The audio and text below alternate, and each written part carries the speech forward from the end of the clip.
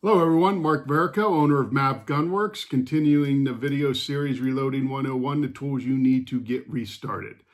Okay, this is video number 6. This is the final tool I believe you need to get restarted. There are more tools as we progress through that I will demonstrate, but I will demonstrate them best by using them. That is going to be in the other videos once we get through this 6th and final one. So with this, let's get started. We are on case prepping tools, trimming, things like that. Number 1 video was manuals. Number 2 was the presses. Number 3 was dyes. Number 4 was powder. Number 5 was primers. And 6 is case trimming. As you can see in front of me here, I have a lineman used for several years. It's a very simple device to use. I'm going to adjust the video now so it's more on this and I can show you how this thing works. Okay, I put it on a piece of wood. I set this up years ago just to prep brass.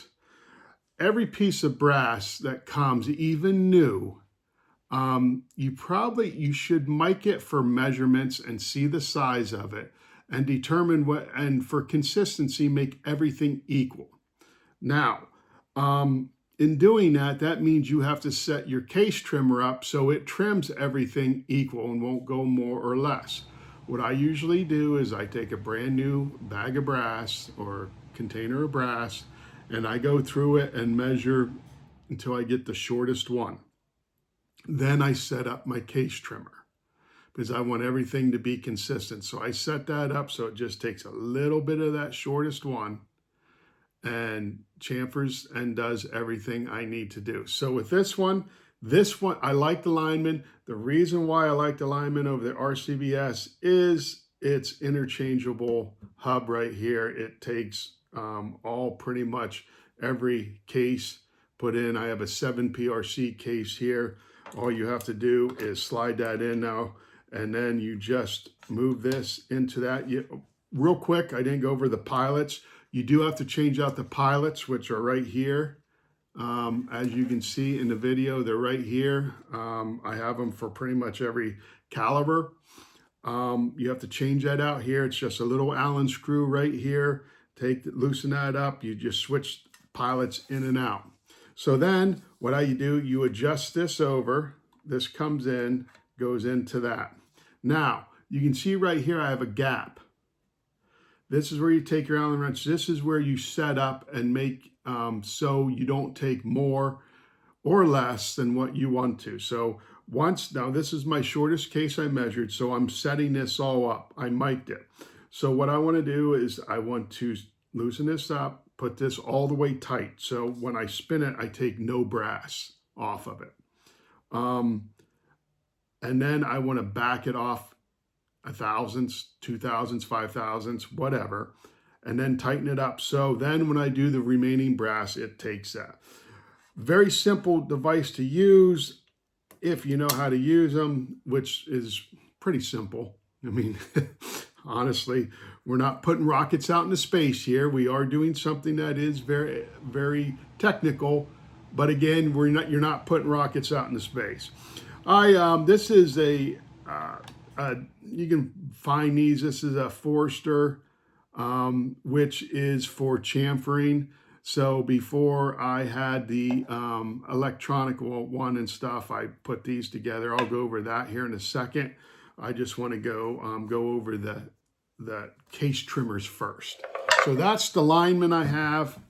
Here is a Hornady one. Very similar in how it works. You adjust right here is how you adjust for your bullets, because some bullets are pretty long and everything. So this is a quick adjustment to get everything to fit. I will tell you, Hornady, you do have to use a shell holder. The old shell holders, universal again. We'll take any of them. You put that in, screw it tight like that. Shell holder will not fall out. Then you put your brass in and you screw it the rest of the way so it locks your brass in just like that. Once you tighten it up, pulling it down, it will lock your brass into place that it does not move. right there. Brass won't fall out. Everything's tight. Then I don't have any pilots in this one, but you put the right pilot in for 28 caliber. And again, right here is your fine tuner, which you adjust. You have to, you would just adjust that. So you're only taking, you lock that in. So you're only taking very minimal off your shortest piece of brass. So that's the Hornady, and that's how the Hornady works. They're all very comparable and used the same way. Now, let's get into Wilson. This is probably the one I use the most for my technical long range, doing that type of stuff. I do like this one. I've had this for years and I use it quite often. This is the Wilson, and the reason why I like it is this is how the shells get held. You have to buy, and it does get expensive, you have to buy for each different type of, let's say, parent case. This is for the 300 PRC. I don't know if you can read it. It will take the 375 Ruger, which is the parent case to all the PRCs. And this is one that is a non-fired or fired brass. I don't know which one this is, but it comes in two different types. This might need be for new brass. You would put the shell in the end just like that. Make sure it's pushed in to where it won't move anymore. And then you set this up just like that. That's how you put it in. And again, it's the same way. You put this so there is a little bit of gap in between your shortest case and everything. And this is how you fine tune thousandths of an inch to get what you desired to get trimmed off of that case. Okay, so that's the Wilson. Now, I did buy a new, as you can see over my right shoulder here, it is a Hornady 3-in-1. I just started using it, and RCBS is just coming out with one. Henderson is probably the parent, the best one, but they're $800. This one I picked up for around $600. The RCBS is probably going to be right around that same price, so it can stay competitive. Does a very nice job. When I said about trimming the brass, same thing. You want to measure just so it thousandths. It does have a fine tuner, everything. But the 3-in-1, it chamfers, which we're going to talk about next. After you trim your brass, you have to clean out. Obviously, when you cut something or do something, there's frays and stuff like that. That's chamfering your brass. That does it all in one shot. It is very nice. Now, would I have bought that when I first started out? Yeah, if I had the money, but not having the money, no, this is what I started out with. So don't think you have to go out and get that to be that competitive shooter or do what, to get those long range and be consistent, because you don't. I'm still like using my Wilson because the Wilson does not put anything inside the neck. We're going to get into that in later videos, how I don't like touching the inside of the neck of any of my cases definitely for match shooting or something like that. I want stuff to be so consistent that I don't like anything inside my necks. Now, so after you get your case trimmed, you do need some chamfer tools. You need to chamfer the inside and the outside of the brass. And it just does it, like if you ever saw a piece of wood where you just take the edge off so it's not so pointy, that's all we're doing, and cleaning it up so the bullet slides in easy and it goes into your gun and there's no sharp edge that could catch when you're trying to cycle around. There are multiple tools to do that. This is one that is probably the least expensive. It's really much just a hand one. You can sit there and that's all you're doing, because brass is pretty soft and it will take it off. This part is for the outside, just like that. This part is for the inside, and all you're doing is cleaning that up. The hand tools, are you going to be consistent with every piece of brass? I would say no, because it would be very difficult to make the same motion every time. It's something that you really don't like. On this piece of wood, which you saw with the layman, you see I have some turning devices. Forrester sells them where you can, it comes along with one of these. You can buy it as a set. You slide that in, tighten it up, and then you can crank around, and you start to get more consistent because you're being more consistent. The tools held and stuff like this. This one right here, which I'll hold up instead of changing the video. That is for cleaning my pocket primer. That cleans out my primer pocket. Again, you have to have large or small, but that's just, and I put it on that so you can sit there and twist, and it just helps you clean that out.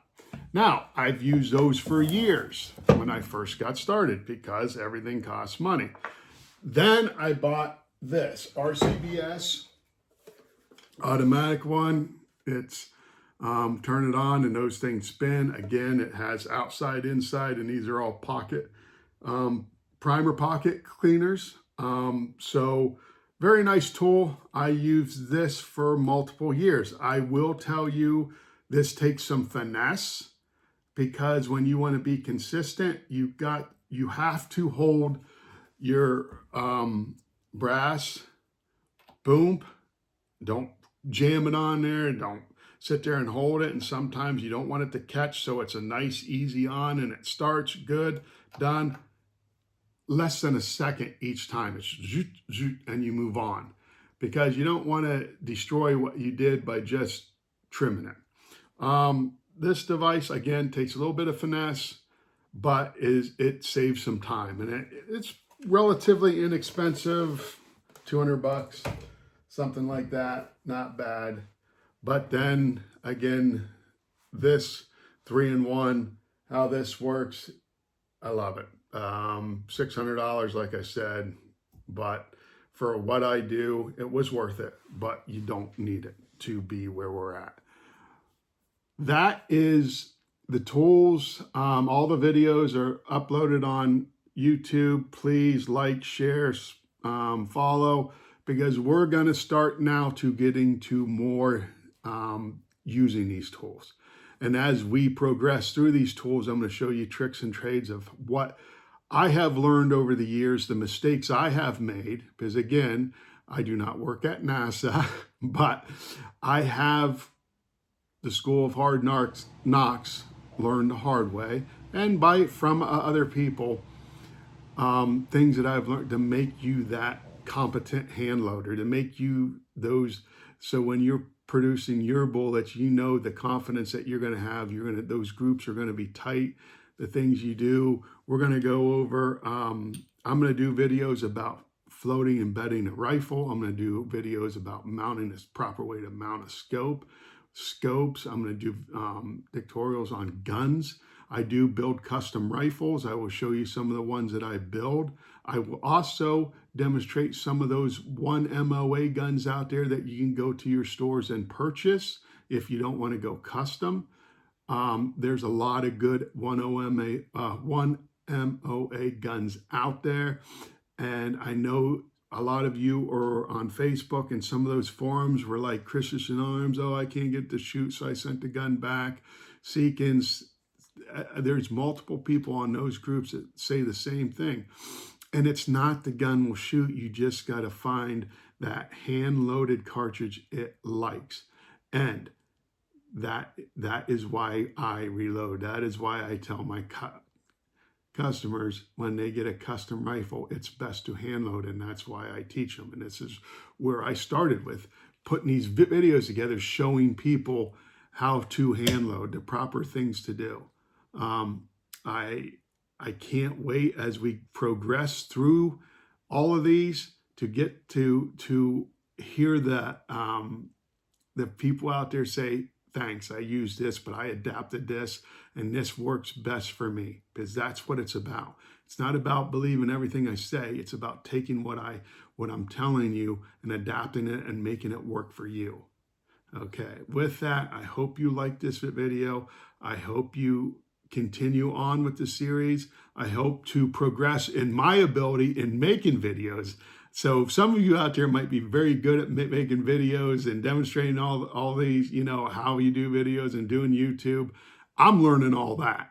So if you have any suggestions or anything like that, please put them in there, because that will make me better at producing videos as I make you a better hand loader. With that, as always, God bless you and God bless the United States of America. I'll see you soon.